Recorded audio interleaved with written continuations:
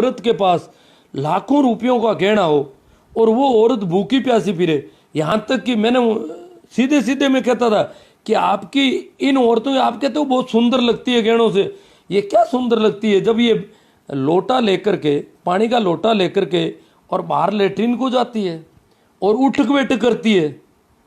पता नहीं कैसे इनको निवृत्त कैसे होती होगी, सोच से ये निवृत्त होती है कि नहीं होती है, क्योंकि इनको तो जब भी देखो कोई दिख गया खड़े होना पड़ता है, वापस बैठती है, खड़ा होती है, तो कैसे तो इनका क्या इनका हाजमा और इनका पेट कितना खराब होता होगा। और मैंने कहा आप इतने लाखों के गहने करवाते हो तो इनके लिए कोई शौचालय नहीं बनवा सकते, परंतु बनाए कैसे?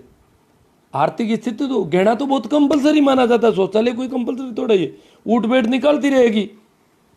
तो बहुत ज़्यादा मैंने इसको देखा। मैं अब कुछ लोग जैसे मैंने पहले भी आपको बताया कि मेरे शादी बचपन में हुई तो एक चेन डाल दी थी। उस समय भी मैं इतना तो समझता था कि ये गलत चीज़ है, परंतु उस समय मैं इतना बोल नहीं सकता था लोगों के सामने। घर आते ही मैंने उतार के रख दी। मेरी माँ ने कहा ये क्या कर रहा है? मैंने कहा नहीं आप इसको रखो अंदर, मैं इसको नहीं लगाता, पहनूंगा। और माँ ने कहा यहाँ आस पड़ोस में तो रह सकता, बाहर जाए तो हो सकता है तू बच्चा है कोई तेरी छीन भी ले। मैंने कहा मैं बिल्कुल नहीं रखना चाहता। तो अब उनको दिक्कत हो गई, लोगों को बताए क्या? लोग पूछते हैं क्या करवाया आपके वहाँ से, इसके चेन करवाई, तो इसके तो पहनी हुई नहीं है चेन, कि नहीं ये तो पहनता नहीं। मतलब दिखाना बहुत जरूरी है, दिखाने के लिए अगले आदमी भी नाराज होंगे कि चेन करवाई रही है, दिखाता नहीं है। तो ये बड़ा यूं। और इस बार पिछली बार मेरे घर पे शादी थी तो मैंने कहा कि भाई अपन इसके खिलाफ हैं, और व्यक्तिगत तौर से अब बच्चों का इनका तो अपन क्या करें, इनकी तो अपनी समस्याएं हैं। तो मैंने कहा व्यक्तिगत तौर से मेरे यहाँ ऐसा कुछ नहीं हो मेरे लिए। तो मैंने मेरे ससुराल में समाचार किया हाथों हाथ। मैंने कहा भाई मेरे लिए कोई किसी प्रकार का खिल्ला पाती मत डालना लाना, ये खिल्ले पाती मुझे आपको पता है ये पसंद नहीं है। तो वो बड़े नाराज हुए, उन्होंने कहा हाँ नहीं लाएंगे। परंतु उनकी भी समस्या, उनको भी लोग पूछते हैं कि उनके क्या डालोगे, उनके क्या डालोगे, बार बार पूछते हैं। तो क्या बताएं, वो तो पहले ही फोन करके कह रहे हैं मेरे कुछ नहीं डालना है। तो वो परेशानी उनकी थी। आखिर मजबूर होकर के वो एक अंगूठी लेके आए। तो यहाँ पर कैमरा मैन और था, तो उन्होंने कहा कि ये एक बार आपको हम एक बार हाथ में तो डालेंगे। बहुत ज़्यादा लोग थे। मैंने कहा मेरे हाथ में डालने से कुछ नहीं होता, परंतु ये गलत चीज़ है और गलत को गलत ही कहा जाएगा। आपको अब डालना है तो डाल दो, अब ले आए हो तो डाल दी। मैंने हाथों हाथ वापस निकाल कर रख दी। हालांकि बाद में मेरे घर से उन्होंने उनको वापस भी दे दी कि भाई इनको पसंद नहीं है इसलिए ये नहीं रखेंगे, मतलब नहीं है, फालतू आप गलत ले आए हो। परंतु उनकी मजबूरी है, क्योंकि उनको हर कोई पूछता है कि उनके क्या डालोगे। मैंने कहा कह दो लकड़ी डालेंगे उनके। तो ये कोई तरीका, मतलब आजकल रिवाज और बढ़ गया हमारे यहाँ कि जो मायरा वगैरह होता है उनके अलावा उसके बाप खैर माँ खैर उनके भी कुछ कुछ खिल्ले पाती डालने बहुत जरूरी हो गए। कंपलसरी सा बनता जा रहा है, रिवाज बढ़ता जा रहा है, घटने के बजाय बढ़ती जा रही बीमारी। तो और इनको इतना जरूरी माना जाता है कि यहाँ किसी भी चीज के भाव बढ़ जाओ घट जाओ, सोने के भाव बढ़ते ही पूरे इलाके में यूं होता है और अब क्या होगा, सोने के भाव बढ़ रहे हैं जैसे कोई कंपलसरी। अरे मैंने कहा लोहे के भाव बढ़े तो समझ में आता है, आपको हेरा करवाना है, ट्रॉली करवानी है, आपके घर के औजार चाहिए, औजार घर में पूरे है ही नहीं। कुल्हाड़ी की जगह अच्छी कुल्हाड़ी नहीं मिलती, करसी नहीं मिलती ढंग की, फावड़ा नहीं, गेंती नहीं, जो भी घर में औजार चाहिए वो तो पूरे है ही नहीं। वो जो दराती चाहिए वो ढंग की है ही नहीं, बड़ी मुश्किल, पूरे दिन में हाथ दर्द करने लग जाते हैं। इस प्रकार की चीजें काम लेते हैं। और ये गहना बहुत कंपलसरी, जिसकी कहीं जरूरत ही नहीं। जरूरत की चीजें तो मांगते फिरते हैं रोज लोगों से। जो खेती करने वाले लोग हैं, खेती में जो जो औजार चाहिए वो ढंग के औजार होने चाहिए, ये बात समझ में आती है। परंतु ये तो कहीं काम ही नहीं आता। सोने वाली चीजें तो उल्टा शरीर में छिद्र और कर देते हैं और इनको मानते हैं काम की चीज। देखो पिछले साल मेरे यहाँ शादी थी तो क्या है कि मुझे तो पता नहीं है, आजकल कैमरा वगैरह आ गया तो बीमारी बहुत बढ़ गई। मुझे इसका पता ही नहीं था इसकी कितनी। फिर इनको कोई मुझे तो पकड़ के ही ले जाता इधर उधर, क्योंकि मैं सुनता नहीं तो मुझे कहना भी बड़ा मुश्किल होता। तो पकड़ के घर में ले गए। मैंने कहा क्या करवाना चाहते हैं, जो ले जाके दीवार के पास खड़ा किया। तब मुझे पता चला कि इनके कोई फोटो सेशन करना है, फोटो खींचने हैं सबको खड़े कर करके वो मूर्तियों की तरह। तो मैं खड़ा हो गया, कोई बात नहीं खींच लो। तो फिर को छापा लगाना पड़ेगा ऊपर, वही बीमारी आ गई। तो मैंने कहा लगा दो। फिर उन्होंने कहा ये क्या आपने लटका रहा, मेरे ये एनक और ईयरफोन ये लटक रहे थे। मैंने कहा ये तो क्या दिक्कत कर रही है आपको, कि नहीं नहीं नहीं। वो कैमरामैन दौड़ता आया, फटाफट इसको पकड़ कर अंदर धसा दिया इसको। मैंने कहा यार इसको तोड़ोगे मेरे कहीं। तो मैंने कहा इनके औरतों के इतने लटक रहे हैं ना, इनके तो बहुत ज़्यादा खिल्ले लटक रहे थे। पता नहीं कैसे तो ये खाना खाती है। मेरे तो ये ऐनक वगैरह होती है तो भी खाना खाने में बड़ा यूं उतार के रखना पड़ता है, ये तो उसी में खाना खाती है। ये बड़े बड़े खिले यूं लटकते हैं, चुभते भी हैं बेचारी होंगे। मतलब ये इनके सारे कामों में अड़चन आती है बहुत ज़्यादा। फिर भी इनको वो दिखने में यूं दिखता है, लोगों को दिखा दे एकदम कि है कोई धनवान घर की। ये पता नहीं कि ये पूरा खाना भी नहीं खाती टाइम पर, भूखी प्यासी रहती है। तो मैंने कहा इनके लटक रहे हैं, इनके क्यों नहीं डालते हो, कि तो काम की चीज़ है। मैंने कहा यार काम की चीज़ तो ये है, ये भी मेरे काम की, ये मेरे कानों में काम आ रहा है, ये इसमें काम आ रहा है। जिसको तो आप बिना काम की बता रहे हो और इनको काम की चीज़ें बता रहे हो, बड़ा उल्टा रिवाज है। तो मेरा जो था इसमें गहनों की बात तो मैंने इसमें जो लिखी थी वो कल कर ली थी। थोड़ा कपड़ों पर भी मकानों पर भी चर्चा अपन कर लेते हैं। रोटी कपड़ा और मकान से बात शुरू थी अपनी, तो रोटी की बात थोड़ी हो गई, मकान की अपन करते हैं।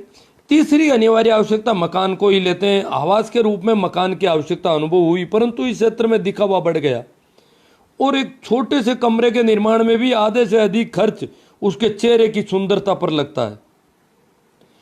मैंने क्या है कि कई ऐसे मकान देखे जिनके आगे का पोर्शन जो है, आगे की दीवार, उसमें तरह तरह की गढ़वाई करनी, नक्काशी वगैरह जो भी कर सकते थे, बड़ी मुश्किल मामला है।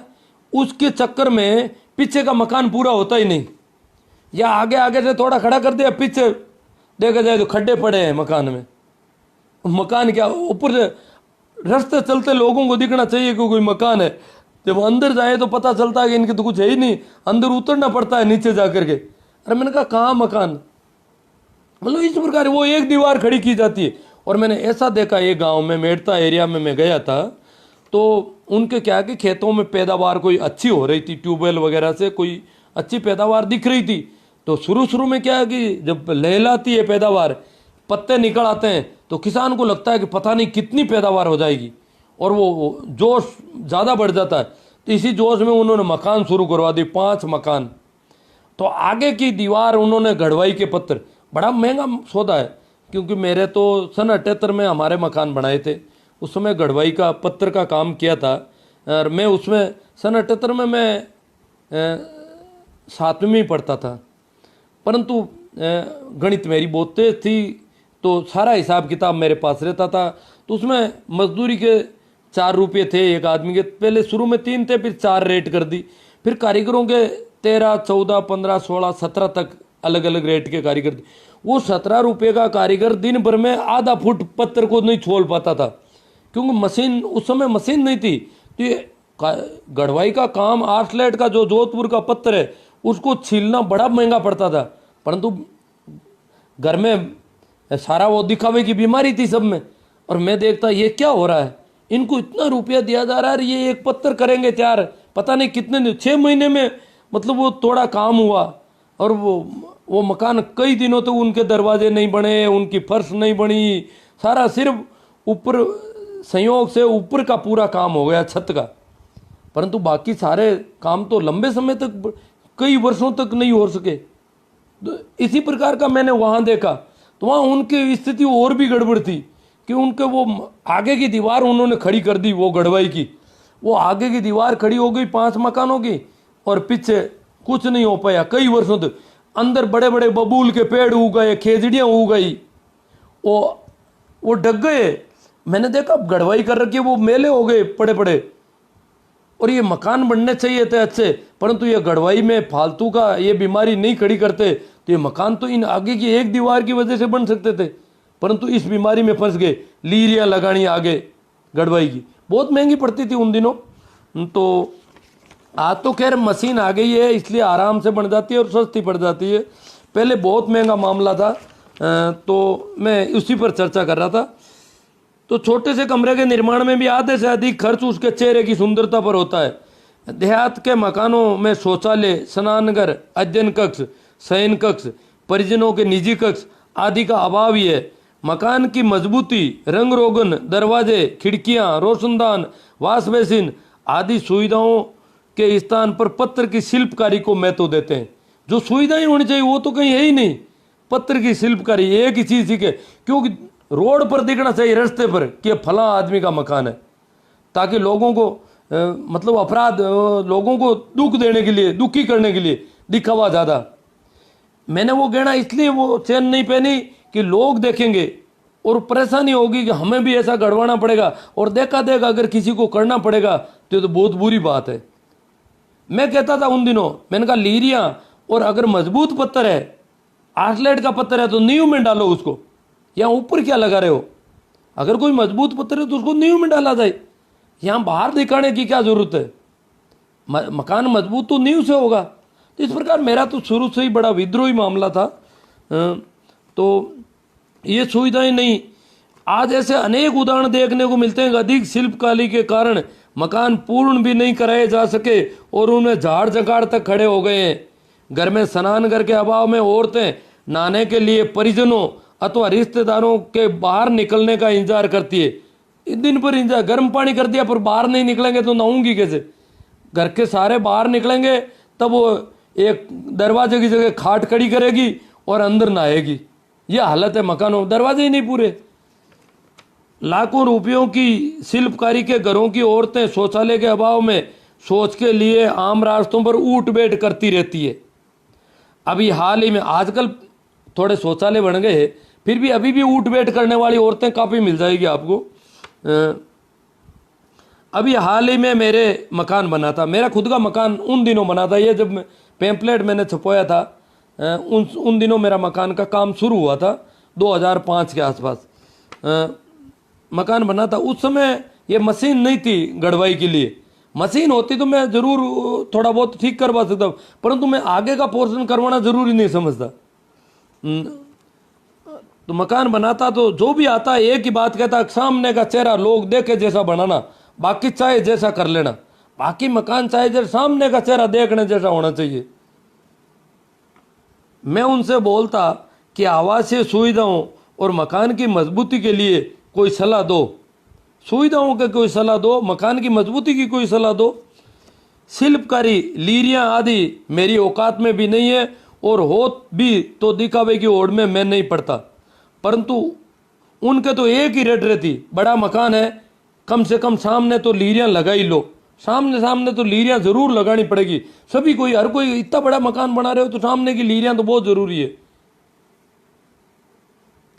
हर कोई आता, घर में परेशानी खड़ी कर देता, कारीगरों से कहता, उन मजदूरों से कहते, हर किसी को कहते ये क्या कर रहे हो, लीरियां ही नहीं लगाओगे मकान के। तो बड़ी यूं जद्दोजहद चलती रोज कि आप इतना पैसा, इतना बड़ा मकान बना रहे हो, इतना बना सकते हो, आप लीरी क्यों नहीं। हर एक गरीब से गरीब लोग लीरियां लगवा रहे हैं। तो एक ही रेट रहती, बड़ा मकान है, कम से कम सामने तो लीरियां लगा ही लो। जबकि मेरी मान्यता थी कि किसान के लिए ये घर बहुत छोटा रहेगा। मैंने कहा मैं खेती करने वाला आदमी और ये घर बहुत छोटा है, बड़ा नहीं है।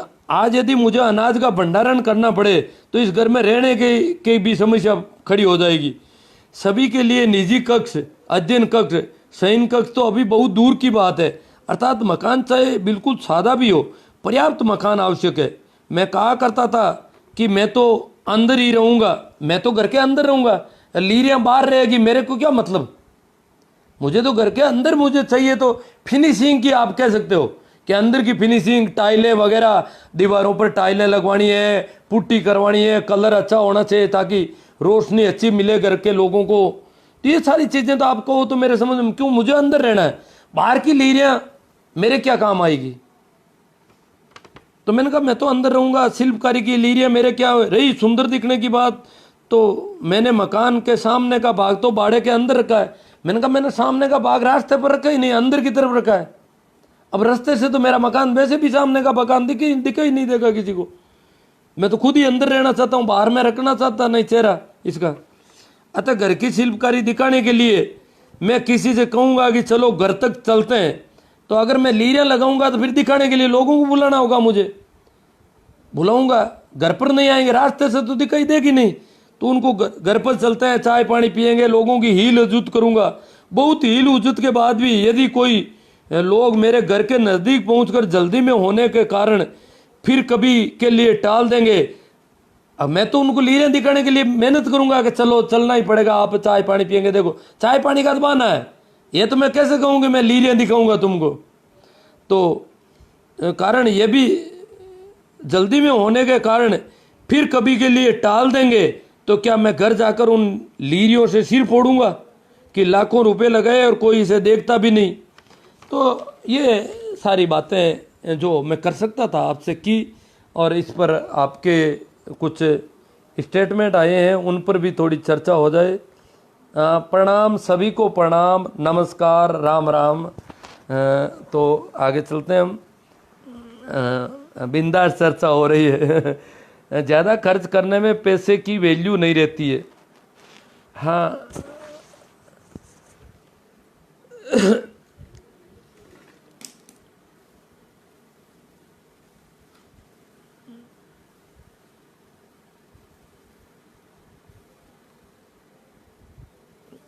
राम राम जी। आजकल चांदी के गहनों का, हाँ चांदी के गहने तो बहुत कम हो गए। अब मैं तो चाहता था नकली गहने आ जाएं, बिल्कुल ही नकली गहने आ जाए। आज भी मैं बहुत ज़्यादा लोगों को कहता हूँ नकली गहने खरीदो और नकली लाओ, ये क्या है। और वही है उनकी, न तो रखवाली का चिंता, यहाँ जाके लॉकर में रखो, फिर कब रवाना होना है वहाँ लॉकर से लाओ। और इनको जब भी और जल्दी जल्दी इनको ज़रूरत पड़ती है, लॉकर में भी रख के आ नहीं सकते, क्यों कहते हैं कि वहाँ फला काम होगा तो वहाँ देख के पहन के जाना पड़ेगा, दिखाना है वहाँ लोगों को, अन्यथा लोग कहेंगे गिरवी रख दिया क्या, कहाँ गया वो गहना। ये बड़ी अजीब समस्या है, क्योंकि गरीब आदमी दिखाने की ज़्यादा कोशिश करता है। गाँव में अभी गरीबी है, ज़्यादा धनवंत नहीं है।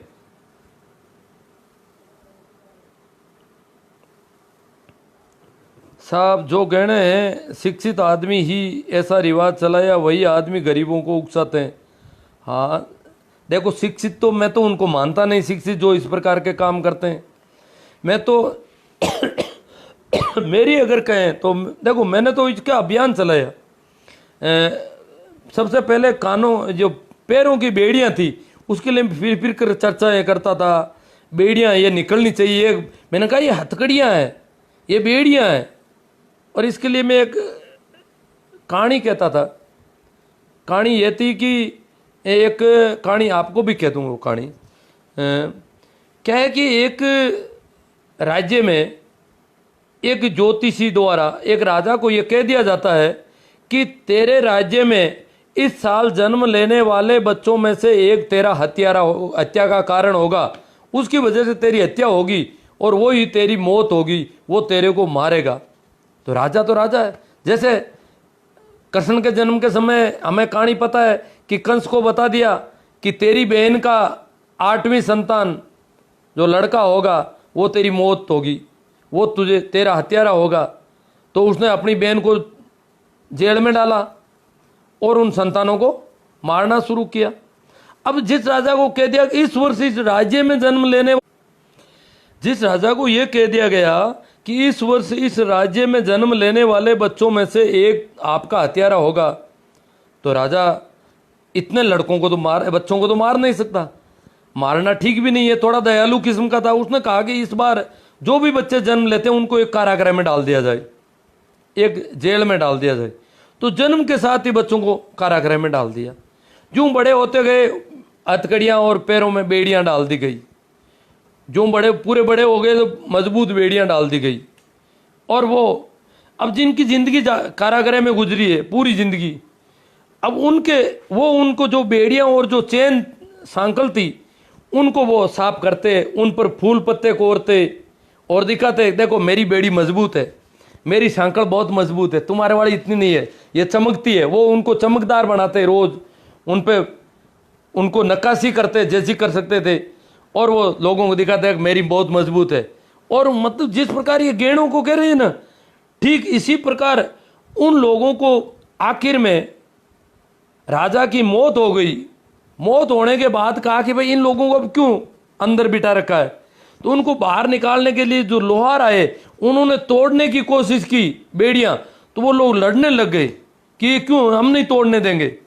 मतलब उनको वो गहने प्रतीत होने लग गई बेड़ियां भी, जो कभी उनके बेड़ियों के रूप में। तो औरतों के पैरों में जो बेड़ियां हैं, हाथों में, ये सब इनको बंधन बांधने के लिए कर रखा है। अब इनको पता नहीं आभूषण लगते हो। मैंने कहा ये बेड़ियां, मैं कहता था औरतों से, ये अगर आप कॉलेज की किसी लड़की को फ्री में दोगी कि 15 दिन कॉलेज पहन कर जाना है, तो कोई लड़की लेने को तैयार नहीं होगी। या आप, मैंने कहा आप बेड़ियां पहनती हो, इतना गहना पहनते हो, सोने चांदी इतने पहनते हो, और ये लड़के आपको सुंदर मानते नहीं है। ये उन औरतों के जो मुंबई की हीरोइन है उनके फोटो इनकी जेबों में, इसका मतलब आपके उनके है ही नहीं, गले में गहने नहीं है, पैरों में बेड़ियां नहीं है, ये उनको सुंदर मानते हैं। आप कैसे मानती हो कि आप सुंदर हो? तो इस प्रकार करते करते मेरी पत्नी का एक ऑपरेशन हुआ, तो जोधपुर में उसकी ऑपरेशन थिएटर में जाने से पहले पैरों की बेड़ियां निकाल दी गई। घर पर आए, अब वो रोज कहती किसी को बुलाओ और वापस पहननी है, बाहर कैसे निकलूंगी, मतलब बिना पहने बाहर नहीं निकल सकती, ये बड़ी दिक्कत। अब मैं मौके की तलाश, मैं बुलाना नहीं चाहता किसी को। मैंने कहा धीरे धीरे अब थोड़ा, या तो लहंगा नीचा रखो, दिख जाए किसी को कि ये तो पैरों में कुछ है ही नहीं, तो बड़ी फजीत होती। उसमें ये कहा जाता था कि रंडी मिल जाए पर बंडी नहीं मिले, मतलब विधवा मिल जाए सामने तो भी इतना अपशुकन नहीं जितना जिसके पैरों में कुछ पहना हुआ नहीं है, वो मिल जाती है तो उसके अपशुकन बहुत ज्यादा मानते थे। तो बिना पहने निकले कैसे घर से बाहर, ये बड़ी मुसीबत हो गई। तो उन्हीं दिनों पर्चा गांव में एक आध और औरत ने खोल दिए, और उसके बाद हमारे तो वो पहनने का काम नहीं पड़ा। और आज एक भी गांव में भी देखो, इतने से सालों में इतना परिवर्तन, किसी को कह दे तुझे पहना दे फ्री में, तो कोई पहनने को राजी नहीं होगी। सभी पुरानी औरतों के मिलेंगे आपके पैरों में, और सभी जगह ये एक रिवाज चल पड़ा है। तो बड़ा मुश्किल मामला है। शुरू में कितना यूं लगता है कि ये तो गहना है, और फिर धीरे धीरे निकल गया। ये शुद्ध बर्बादी है। आज गहना खरीद कर लाओ और कल मुसीबत आ जाए तो आधे भाव में बेच कर जाओ। हाँ, HR जाट साहब, बहुत अच्छी बात है, शुद्ध बर्बादी है। पर फिर भी देखो, मुसीबत बेच भी नहीं सकते आसानी से गहना। तो खेत पहले बिकता है, गहना बाद में बिकता है।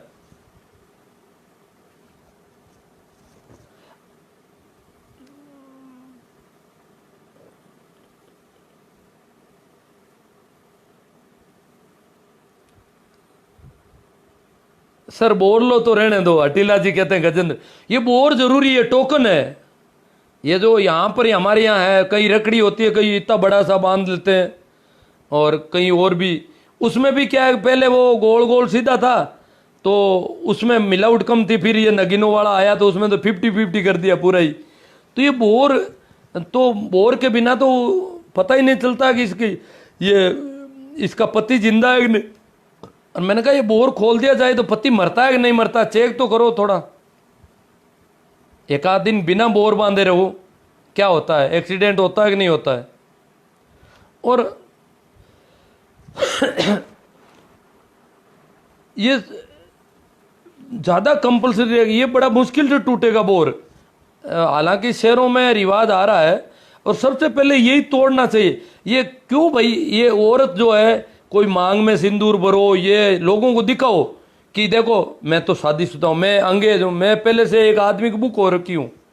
और आदमी ऐसा कोई साथ में कोई निशान नहीं रखता। और कई तो लड़के ऐसा होते हैं, लोगों को धोखा देकर के शादी कर लेते हैं, शादीशुदा लोग फंसा लेते हैं लोगों को, क्योंकि इनको तो प्रमाण पत्र साथ में लटकाने की जरूरत नहीं है। और औरतों को तो अपना प्रमाण पत्र लटका के निकलना पड़ता है। औरतों में जिस दिन समझ होगी वो ऐसे प्रमाण पत्र रखना छोड़ देगी, मैं प्रमाण पत्र नहीं रखती तेरा। रामनिवास जी ह्यूमन भी आ गए आज तो। हाँ। अगर फिजूल खर्च रुक जाए तो हर परिवार धनवान बन सकता है और आराम से। अब जी कुछ तो कहते हैं धनवान बन सकते हैं, कुछ लोग कहते हैं अगर इस प्रकार नहीं करोगे तो लोग उल्टे खर्चे करेंगे और ये होगा, अर्थव्यवस्था डाउन हो जाएगी अगर इस प्रकार आप जैसी सोच हो। जबकि मैंने तो बचपन में पढ़ा था, तभी मेरा माथा ठनका। किताबों में लिखा हुआ होता था कि गहने का मोह भारत के लोगों में गहने सोने चांदी का जो मोह है वो देश की अर्थव्यवस्था के लिए बहुत घातक है।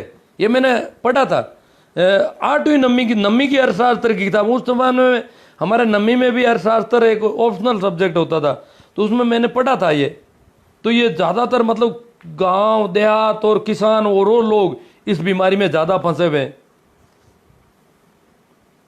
विजयपाल जी कह रहे हैं अच्छी सोच। पोकर जी, मैंने आर्थिक तंगी के कारण पढ़ाई हेतु मेरी जीवन साथी गहने परिवार वालों को बिना बताए बेचकर पढ़ाई चालू रखी। पोकर जी ने देखो, इन्होंने अपनी पत्नी के गहने घर वालों को बताए नहीं, बेच दिए और अपनी पढ़ाई करनी थी भाई, आगे डिग्री लेनी थी और नौकरी लग गई। उसी दिन मैंने परिवार वालों को ये बात बताई तो घर में माहौल काफ़ी भावुक हो गया था। मतलब देखो इनकी नौकरी लगी, घर में घर वालों को बताया भाई, अब देखो कैसे पढ़ाई की, घर में तो कुछ था ही नहीं, तो इन्होंने चुपके से।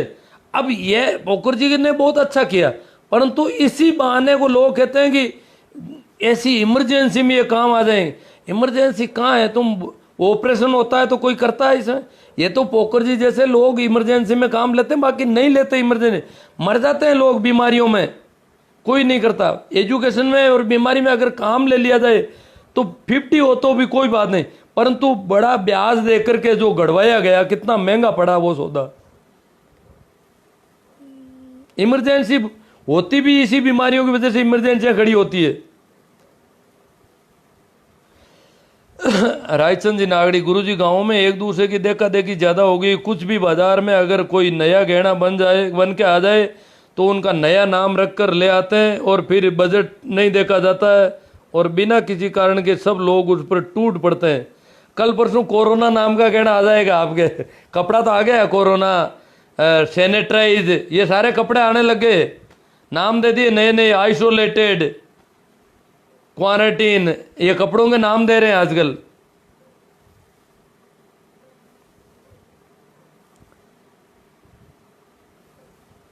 रामनिवास जी ह्यूमन कह रहे हैं काफी संख्या में लोग बैंक से केसीसी लेकर और कोऑपरेटिव सोसाइटी से उधार लेकर कृषि उपकरण एवं कृषिगत आगम सामग्री खरीदने की बजाय आभूषण बनवा लेते हैं। इस प्रकार गैर उत्पादक कार्यों में धन व्यय करने के कारण उनको पुनः चुकाने में बहुत कठिनाई आती है। इसलिए तो बैंक वाले भरोसा नहीं करते गांवों के लोगों पर कि ये धंधा उल्टा करते हैं, ये मृत्युबोध कर लेते हैं लोन लेकर के। और केसीसी भी पहले तो सरकारी बैंकों से थे, आजकल प्राइवेट बैंकों से बहुत ज़्यादा केसीसी ले रखे हैं। जल्दी फांसियां लगने की, किसान आत्महत्या की स्थिति में आने वाला जल्दी हमारे यहाँ का। कुछ तो आत्महत्याएं होने लग गई और ज़्यादा बढ़ेगी, क्योंकि अब इन्होंने आईसीआईसीआई, पंजाब नेशनल, उन प्राइवेट बैंकों, कई ऐसी बैंकों से लोन ले लिया जो बहुत ज़्यादा लोन दे देती है और इनके खेत जो है गिरवी हो रखे हैं और देखा देखी सबको करनी पड़ती है। ये बीमारी है इनकी। जी सही बात कह रहे हो आप, लोग दिखावा करते हैं बहुत। लोग क्या सभी को करना पड़ रहा है, यही तो बीमारी है। अगर नहीं करोगे तो गहने वगैरह टिकने ही नहीं देंगे। बहुत अच्छी बात राम राम जी, गणपत जी चौधरी यहाँ से HR साहब है बाड़मेर से जाट, पूर्ण सहमति, मतलब संपूर्ण सहमति दे दी इन्होंने। सुशील जी राम राम प्रणाम।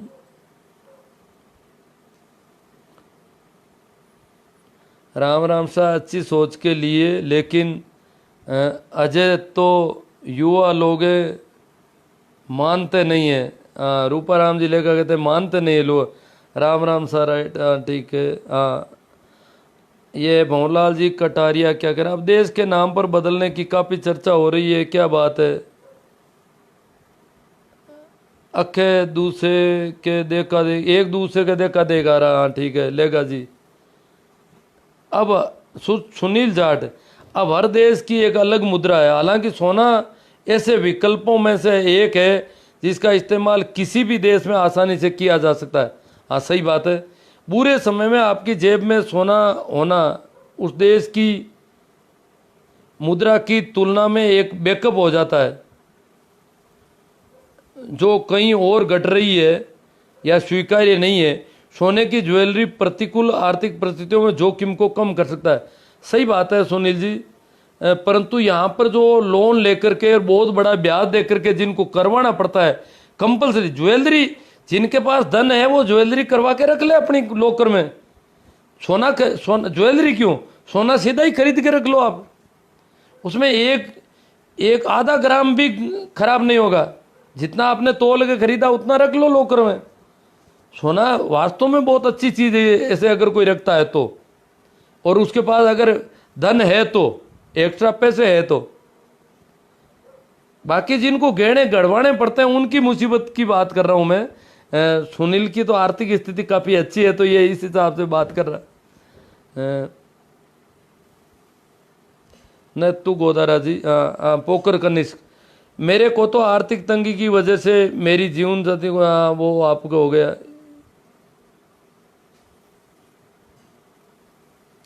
सर जी समाज के लिए अच्छा काम है, नातू जी मेरे कह रहे हैं। बहुत अच्छी बात है नातू जी, मेरा समर्थन काफ़ी अच्छा कर रहे हैं। कमेरा भारत, गहनों के चक्कर में बर्बाद हो रही नींद दिन दिन के चैन को हराम ही कर रही है। अपने लोग नहीं समझ रहे हैं, एचआर साहब कह रहे हैं। बाकी कई समाज इन खर्चों को काफ़ी हद तक सुधार, मतलब ग्रामीण लोगों की समस्या ज़्यादा है ये, शहरों में और भी कम है ये सारी बीमारियां। गाँवों में ये, शहरों में जो भी गहना खरीद रहे हैं वो लॉकर में रखने के सीधा सोना खरीद के रख लेते हैं, परंतु गाँव वालों को तो गड़के दिखाना है लोगों को। शहरों की औरतें बिना गहने घूम रही है खूब, गाँव वाली नहीं जा सकती गहने के बिना बाहर। हाँ रामचंद्र जी जांगीड़, सर नकली को आर्टिफिशियल गहने कहते हैं। आर्टिफिशियल वो एक ही बात है जी, everything is available same public using artificial. बहुत अब कुछ लोगों ने आर्टिफिशियल को अपनाया है, पर वो भी बहुत ज़्यादा पढ़े लिखे लोग अपना रहे हैं। ये जो कम पढ़े लिखे हैं, जिनकी आर्थिक स्थिति कमजोर है, वो आर्टिफिशियल नहीं खरीद पाते बेचारे। कांचली बेस कांबड़, वो तो अब कपड़ों वाला तो क्या कल हो गया हमारा, वो पिछले सेशन में हो गया। गुड थिंकिंग लेगा जी वाह। जगदीश जी सो बात तो हाथी है ऐसा गुरु जी, मतलब ये क्यों, ये वक्तव्य बड़ा मासूमियत का इनका कि बात तो सही है पर कर गया, फंस गए हम तो बहुत बुरे। बात तो मैं भी कर रहा हूँ और मेरे घर में भी, हालांकि मैं कभी न तो गहना तुलवाने जाता हूँ न सुनार से बात करता हूँ कभी गहने के संबंध में, क्यों मुझे पसंद ही नहीं है तो मैं क्यों करूँ। हालांकि मैं उस जमाने से इनके सारे जो पुराने तोल थे, चिरमी रत्ती पाई तोला मासा सारे जानता था पहले, इनका सारा मेरे पास गणित के हिसाब से मैं सब जानता था। और मैं इतना तक भी है कि उत्प्लावन बल के हिसाब से गहने का तोल भी निकाला जा सकता है, इसके भी इक्विपमेंट ला सकता, पर मैं इस बीमारी में पड़ना भी नहीं चाहता। मैं तो इस गहने के पक्ष में ही नहीं हूँ तो क्यों बात करूँ। घर पे जब भी सोनी जी और आते हैं करते हैं तो मेरे से बात ही करने की जरूरत नहीं है, और मैं करता भी नहीं, मेरा काम ही नहीं है उनसे। सर जी कहानी में आपने बताया कि रड्डी मिल जाए मंडी न मिल जाए, ये अंधविश्वास व कुरीति है। हाँ जी कुरीति है, तभी तो मैं बात कर रहा हूँ जी। विधवाओं के लिए बड़ा गलत सोच है लोगों की। गुरु जी सिर के बाल बढ़ गए मेरे, तो मैंने पूरे ही उतार लिए मशीन से। परिवार के लोग बोल रहे हैं तीर्थ करके आया है कतर। नहीं आजकल तो काफ़ी लोगों ने उतार लिए कैलाश जी, चिंता नहीं करने की बात है। अब तो कुछ मेरे हिसाब से या मेरे गांव में 4-5% लोगों ने उतार लिए हैं आजकल।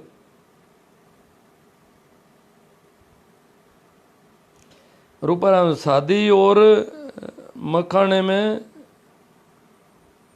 कम है पैसे खर्चे करना चाहिए। हाँ करना तो चाहिए पर हो नहीं रह पा रहा ना, उसी का तो देख रहे अपन।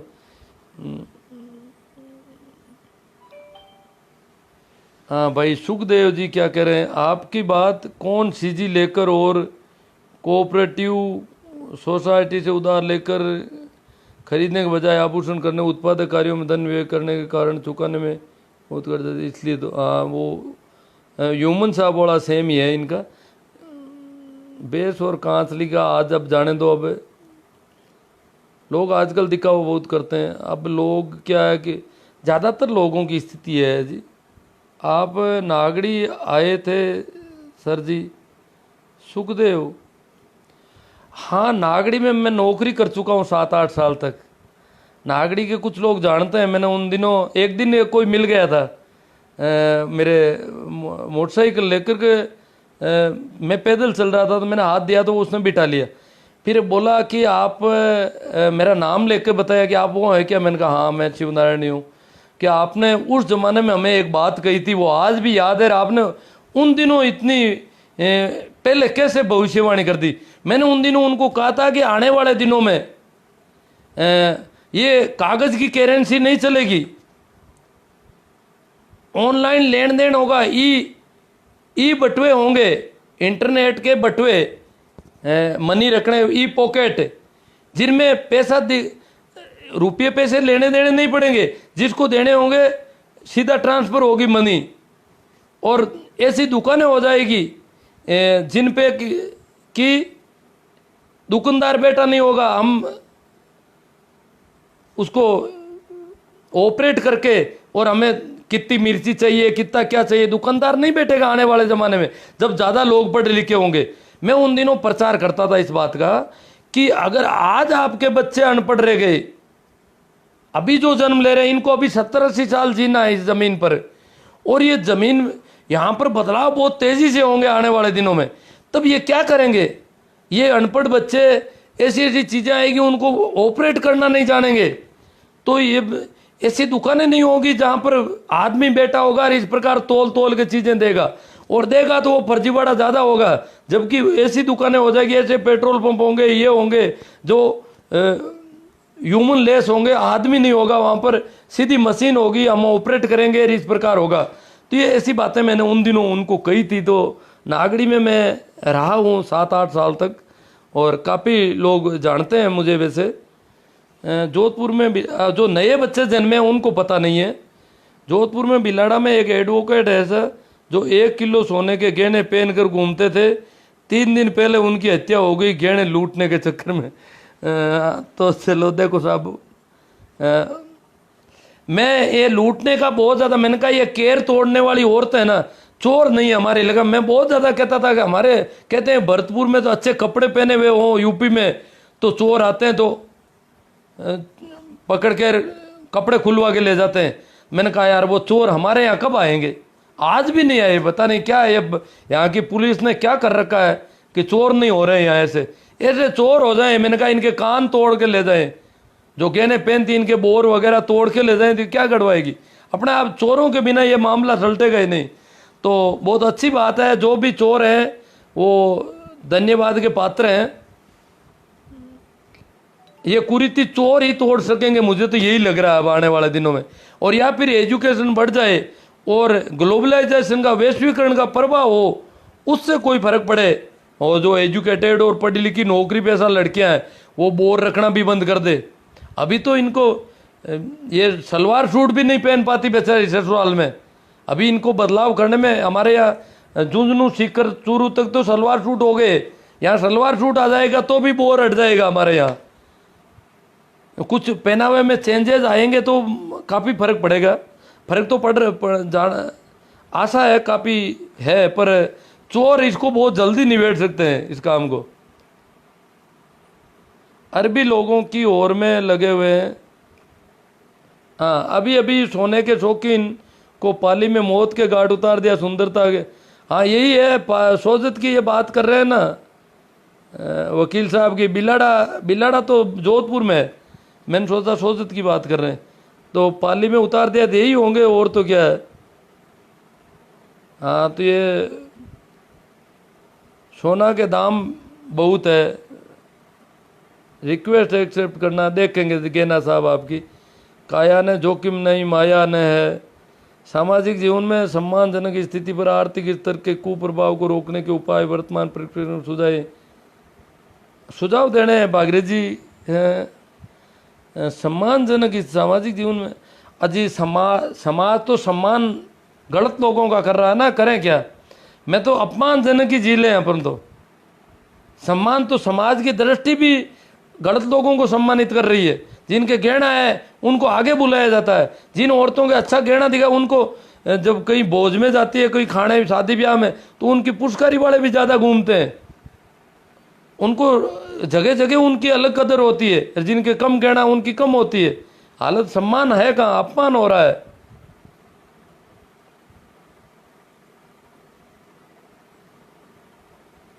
सोने में कलयुग का वासा, सोने से शरीर को आबा, कोई फर्क नहीं पड़ता है। मुसाण में तो सबके समान है, चाहे सोना हो या गोना हो। अजी एक और है, शमशान में इनके पे गहने वो जो बेड़ियाँ वगैरह वो निकालते नहीं है इज्जतदार लोग, और वो कई बार लकड़ियों का ताप ज़्यादा पड़ जाता तो वहीं बिखर जाती है। यह हालत और हो रखी है। बेवकूफ़ ज़्यादा यूँ नहीं है भाई पहले ही किसी को बुला करके, आजकल बहुत औजार आ गए, मर गई औरत तो इसको निकाल दो सारे गहने ही घर पे ही, वहाँ ले जाते हैं, फिर जलाते हैं, फिर लकड़ियों से इधर उधर छिड़काते हैं उनको। ये बीमारी और है। शरीर तो देखो बिना गहने के ज़्यादा सुंदर, तोड़ फोड़ करने पर सुंदर कैसे होगा? यहाँ भी खिल्ले डाल दिए, यहाँ भी खिल्ले डाल दिए, तो सुंदरता तो बाधित हो रही है। हाँ, ये बात एकदम सही बताई कि इन्वेस्टमेंट के लिए 24 कैरेट गोल्ड बेस्ट है, जबकि 22 कैरेट वाले 5-10% खोट हो जाती है। हाँ, तो इन्वेस्टमेंट का अलग मामला है। इन्वेस्टमेंट में गहना गड़वाने की जरूरत ही नहीं है। विदेश में आज भी चल रही है दुकान जिस पे कोई नहीं बैठता। हाँ, विदेश में देव वकल कह रहे हैं, हाँ विदेश में चल रही है। मैंने तो क्या है कि 15-20 साल पहले ऐसी बातें कही थी। मैंने कहा भाई आज आपके बच्चे अगर नहीं पढ़ेंगे तो कल परसों ये वोट भी नहीं दे पाएंगे। ये रोजाना यूँ नहीं है कि चुनाव जो लड़ रहे हैं, तो चुनाव आदमी लड़ रहे हैं और वहाँ ऊँट घोड़े गधे उनके फोटो दे रखे, उन पे आप मोहर लगाते हो। ये अब नहीं चलेगा। आदमी का नाम होगा, उसका आदमी का फोटो होगा ज़्यादा से ज़्यादा। ये चुनाव चिन्ह जो है, ये भी बीमारी हटेगी आने वाले समय में। जब ज़्यादा लोग पढ़ लिख लेंगे तो ये चुनाव चिन्ह नहीं होंगे, ये दुकानें नहीं होंगी, ये ऐसे मानव रहित पेट्रोल पंप होंगे, मानव रहित दुकानें होंगी। उस समय आपके बच्चे क्या करेंगे? और ये कागज़ के नोट भी नहीं होंगे, लेन देन करेंगे कैसे? बड़ी दिक्कत हो जाएगी। ई बटुए चलेंगे। तो मैं तो क्या है कि शिक्षा से वंचित वर्गों को शिक्षा से जोड़ने के लिए इस प्रकार के भाषण वहां दिया करता था।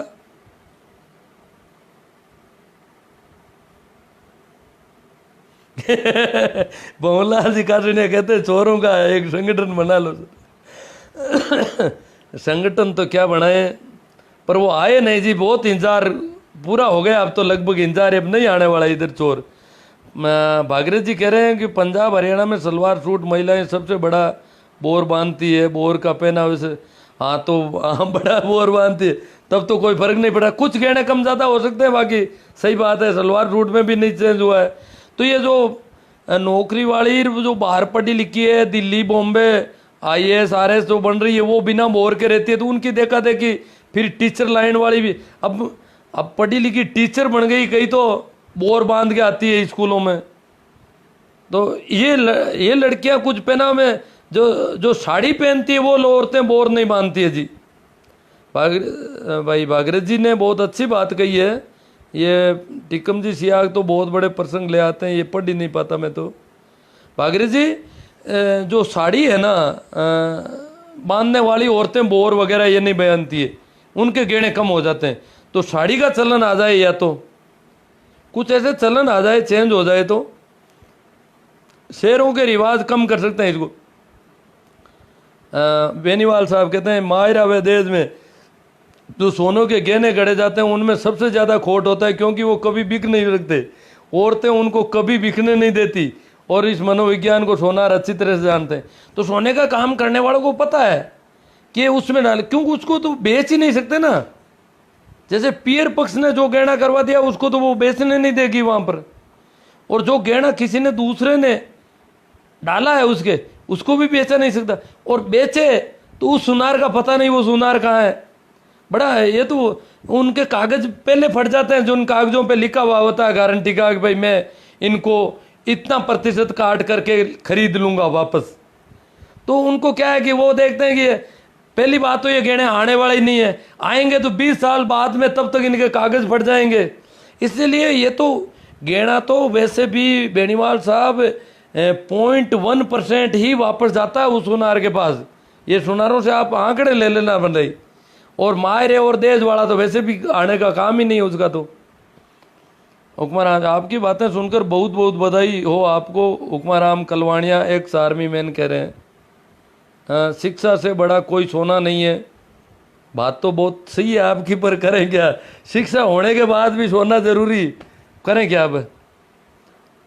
पूर्वरा देखो चेंज आएगा। शहरी जो रिवाज आ रहे हैं, विश्व स्तर के जो रिवाज आ रहे हैं, उनसे चेंज आएगा काफी। मानव रहित आज जाता है आपका पेंकड़ बोल जाए, नहीं जी मानव रहित तो आ गए ना, पेट्रोल पंप आ गए मानव रहित। अब तो पेंकड़ क्या बोल जाएंगे, अभी तो अपन तो अभी काफी जी सकते हैं। मैं तो उन बच्चों को कह रहा हूँ जो आज भी स्कूल नहीं जा रहे हैं। ऐसे कई जाति वर्ग हैं, जोगी, ये कालबेलिया, कंजर, हरिजन, ये देवासी, इनकी लड़कियां एक भी स्कूल नहीं जा रही अभी तक। लड़के भी बहुत कम स्कूलों में पहुंचे अभी तक। हमें फेसबुक से हटा दो, नहीं तो हम नंगा कर देंगे। हेमाराम इनानिया, किसको नंगा कर दोगे आप? हम नहीं हटाएंगे आपको अभी। हम हेमाराम जी को कोई नाराजगी है बहुत ज्यादा, पता नहीं क्या कहना चाहते हैं। ये भोमाराम जी जाट कहते हैं आपकी बातें सुनकर बहुत कुछ सीखने को मिलता है सर जी। हेमाराम जी चड्डी पहनते होंगे शायद। जाट HR बाड़मेर, UR बेनीवाल साहब ने बहुत ही महत्वपूर्ण बात कह दी बंधु, इस बात पर जरूर ध्यान दें।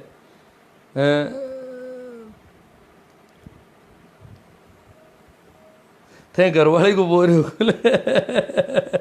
बहुलाल जी कासवाणिया, बहुत अच्छी बात कही है इन्होंने। खुलवा सको तो कोई बात नहीं जी, मुश्किल, वो खोल के बाहर निकल ही नहीं पाएगी घर के। वो बेड़ियाँ खुल गई, वो भी कोई, वो तो और कुछ औरतों ने गांव में कोशिश की और फिर वो रिवाज चला और चल गया। बोर वाला मामला अभी बहुत टेढ़ी खीर है। वो साड़ी पहनना शुरू हो जाए ना कुछ लड़कियां, नई लड़कियां ही बंद कर पाएगी, पुरानियों से तो कुछ नहीं। पुरानी की तो अभी बेड़ियाँ ही पड़ी है बेचारी होंगे, उनको बाहर ही नहीं निकलने देते लोग। तो अब ये तो पुरानी औरतों में आ गई, इसलिए इसका तो बोर खुलना बड़ा मुश्किल है। बोर तो क्या, अभी तो ये ओढ़ना जरूरी हो गया। आधी रात को घर से बाहर निकले अगर घर के बाड़े में, तो भी ओढ़ के निकलना पड़ता है इनको, गर्मी में भी।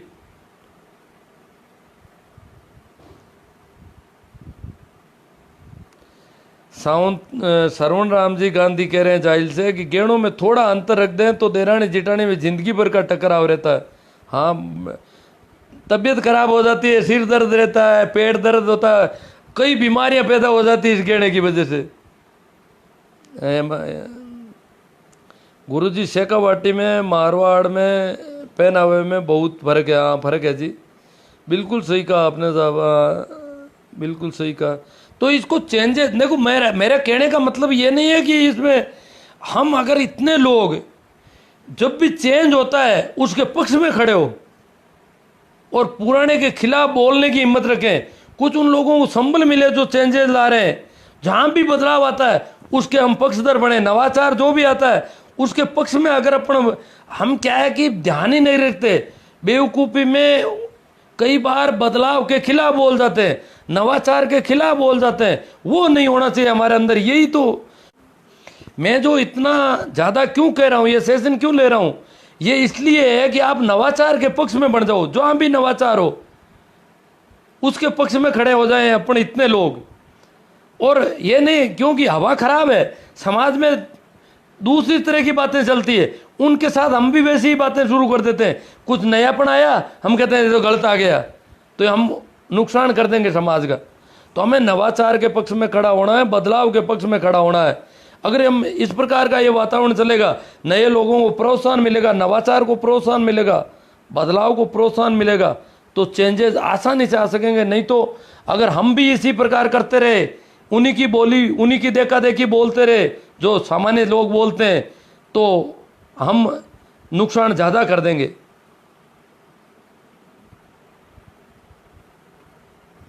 सोने के लिए तो सोने से भी खराब है, क्या पता क्या, मेरे समझ में नहीं। आपने कितने देशों की यात्रा की है? अपने आपके उदाहरणों में विदेश का उल्लेख रहता है। नहीं जी भागीरथ जी, देशों की यात्रा तो मैं करना चाहता था, और मैं बीच में इंग्लिश भी सीखना शुरू कर रहा था, पर कुछ अब कानों की प्रॉब्लम हो गई, तो अब तो मैं लगभग कैंसिल है, नहीं करनी है मुझे किसी देश की यात्रा, नहीं की है। पहले तो मैं आपका जवाब दे दूं, मैंने अभी तक किसी देश की यात्रा नहीं की है। उदाहरण तो सुनी सुनाई और पढ़ी लिखी बातों पर कर सकता हूं मैं। आभूषणों के चक्कर में लोग कंगाल हो गया, बोझ कब मिटेगा? पन्ना राम जी गोदारा कहते हैं ये कब मिटेगा। बड़ी वास्तव में बहुत संजीदगी इनमें होना चाहिए। मिटेगा, हम लोग अपन अगर इसके पक्ष में खड़े होंगे, सब लोग इसके पक्ष में बातचीत करेंगे, वातावरण निर्माण करेंगे, इसके चर्चा करेंगे और विपक्ष की चर्चाओं को हतोत्साहित करेंगे। जगदीश जी टोलिया कहते हैं जाट जाति की औरतें तो आजकल ज़्यादा सोना पहनती है। हाँ, बहुत बीमारी बढ़ गई जाटों में, बाकी सभी से आगे चल रही है जाट जाति इन बेवकूफ़ियों। SR कल्याण, आप समाज के युवाओं को एक नई दिशा दे रहे हैं, वो काबिल तारीफ है, आप जागरूक करते रहो। बढ़िया बात है, आपका सहयोग मिल रहा है, आप लोग इसे बहुत ज़्यादा वायरल करते हो, मेरे इस फेसबुक लाइव सेशन को इधर उधर शेयर करते हो विभिन्न ग्रुपों में, तो बात आगे बढ़ती है, ये आपकी और हमारी सबकी बात हो जाती है। ज़्यादा बोलने वाले सबसे पहले खुद के घर में सोना निकाला। हेमा राम जी नानिया, ये नंगा करने अरे हेमा राम जी बड़े मासूम आदमी है ऐसा, मतलब मैंने सोचा ये तो वो चड्डी वाले हैं, जय श्री राम आ गया ना इनका, ये चड्डीधारी है, और चड्डीधारियों को बदलाव बिल्कुल पसंद नहीं है, ये नवाचार इनको बिल्कुल पसंद नहीं है। ये तो सबसे ज़्यादा अंधविश्वास और पाखंड में भरोसा करने वाले लोगों में से एक है। ज़्यादा बोलने वाले सबसे पहले खुद के घर से सोना निकाल कर फेंक देना चाहिए, फिर दूसरों को ज्ञान देना चाहिए।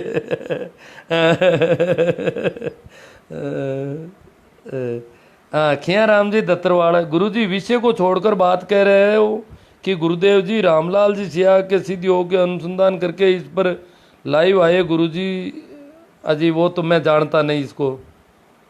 हाँ, पैंट पहनते हुए वो जय श्री राम चड्डी वाले लोग रखते हैं ना, मैंने सोचा आजकल पैंट शुरू कर दी होगी। हाँ, भागीरथ जी क्या कह रहे हैं? भागीरथ जी देखो बहुत विद्वान व्यक्ति हैं। पहना हुए के बहाने सही सोना हमारे लिए संकट में बेहद मूल्यवान मुद्रा साबित होती है। नहीं नहीं, संकट में तो काम आता है, तो सोना खरीद के रख सकते हैं ना, अपन लॉकर में रख सकते हैं, सीधा ही सोना ही खरीद के। चड्डा भी पहनते हैं, देखो भागीरथ ये हेमाराम जी कुछ नाराज भी हो रहे हैं ना। हाँ, चड्डा भी पहनते हैं। आज के दौर में इंसान का महत्व बहुत कम है, इसलिए सोने का बहुत ज़्यादा है। ऐसा क्यों? अब देखो ये तो हमारे यहाँ जो पुरातनपंथी सोच है ना, हमारे इस देश के संस्कार ही ऐसे ही है, बाकी ये सब जगह नहीं है। दुनिया के लोग जो है दो ये अगर अरब देशों को और ये हिंदू और मुसलमानों के देशों को छोड़ दे तो बाकी की दुनिया बहुत आगे निकल चुकी है, और ये हिंदू मुसलमान सबसे पिछड़ी हुई कौम है, और भारत में तो यही है सारा।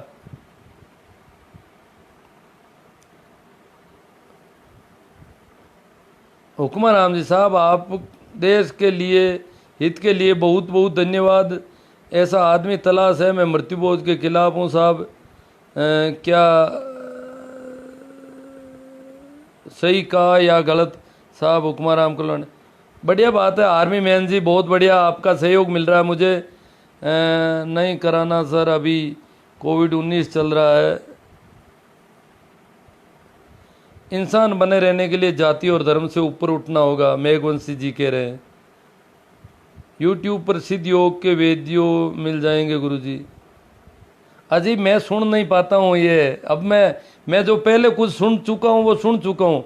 हालत बहुत गड़बड़ है मेरी सुनने की, आपको पता है। कुछ लोग मुझे वीडियो भेजते हैं, मैं उसको कोशिश करता हूँ, वीडियो सुन नहीं पाता हूँ। शिव नारायण जी चोटिया, आपकी बातें अच्छी लगी गुरुजी, आपके लाइव का इंतजार रहता है। रामकर्ण जी कहना, आपकी बात पूरी तरह सहमत हूँ जी। ये प्रकाश जी नाट सर जैन व्यू के, आपने जो नवाचार प्रोत्साहन की बात की, इसके लिए युवाओं को आगे आना चाहिए। बहुत बढ़िया, युवाओं का अच्छा सहयोग मिल रहा है। मित्रों, मैंने आपको बताया होगा कि मेरा एक यूट्यूब चैनल भी है इसी नाम से, और उसको आप अगर सब्सक्राइब करें तो वो थोड़ा बड़े, उसमें ये सारे वीडियो मैं डालता हूँ। तो ये वीडियो आगे से आगे जितने ज़्यादा लोग सब्सक्राइब करेंगे, शेयर करेंगे, लाइक करेंगे और कमेंट करेंगे, उतना ही उसका प्रसारण कि उसको गुणित होता रहता है उसमें। ये फेसबुक वाला तो आज जिन्होंने देख लिया, बाद में इसको बहुत कम लोग देखते हैं। यूट्यूब में आगे बढ़ता जाता मामला।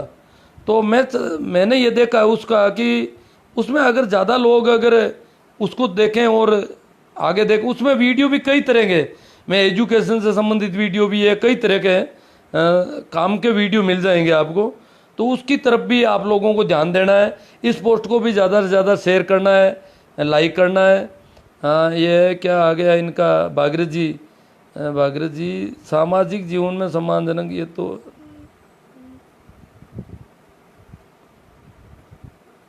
नए कमेंट भी आए तो थे पर पता नहीं कहाँ चले गए।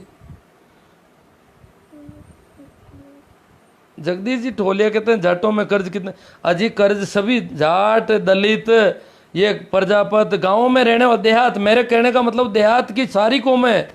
और ये छूटना मेलना बदलाव भी सारी कौमों में एक साथ ही होता है लगभग। ये आपस में साथ बैठने वाली, साथ रहने वाली कौमें हैं। इसलिए ये सभी का मामला है, एक जाटों का नहीं है। देखा देखी की बीमारी सभी में है।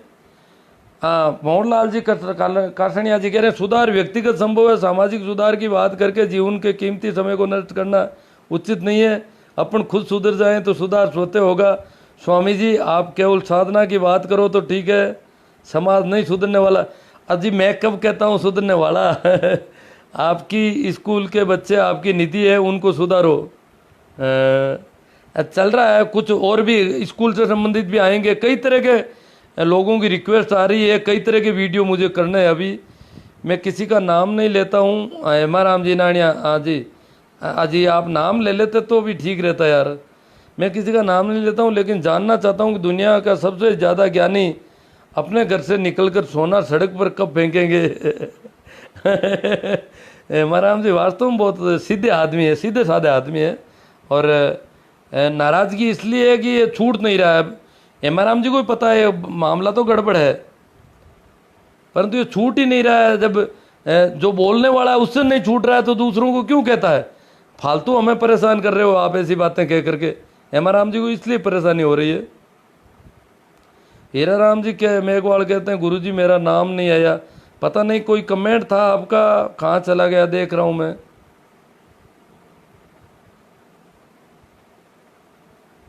हाँ गुरुजी, सोने से कोई मतलब नहीं, इंसानियत होनी चाहिए। हाँ।